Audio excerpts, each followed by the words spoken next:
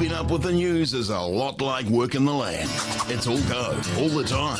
Nature waits for no one. Farmlands is here to help this with expert advice, reliable products, and timely supply. This is CountryWide CONNECT News with Farmlands. Good afternoon, I'm Richard Badley.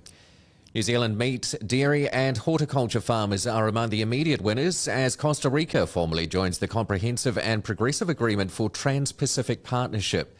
Sheep meat, seafood, horticulture and wine all gain full tariff elimination from day one, with more than 94% of New Zealand exports to Costa Rica entering duty-free immediately, rising to over 99% within 10 years.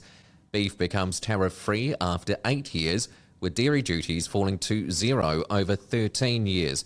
The CPTPP now spans a growing number of economies across the Asia-Pacific region, and its continued expansion is important for New Zealand's preferential market access at a time of increasing pressure on rules-based trade globally.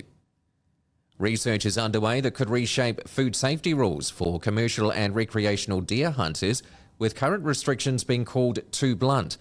Under existing rules, deer cannot be killed and supplied for food processing within a 2-kilometre buffer zone around a Brody Fakum bait station, with restrictions remaining in place for 3 years after the poison is laid. That puts large areas of land off limits to commercial hunters for extended periods. The Bioeconomy Science Institute and Lincoln University will lead the research, bringing together experts in deer behaviour, toxicology, statistical modelling and bait station design. The goal is to move away from a one-size-fits-all model and replace it with rules backed by the best available evidence.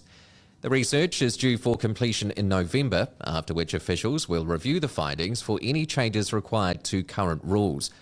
This is likely to be a topic of discussion at the Deer Industry New Zealand Conference in Palmerston North next week. The Broadcasting Standards Authority is said to be disestablished, with the government moving to replace it with industry self-regulation as New Zealand's media landscape continues to shift.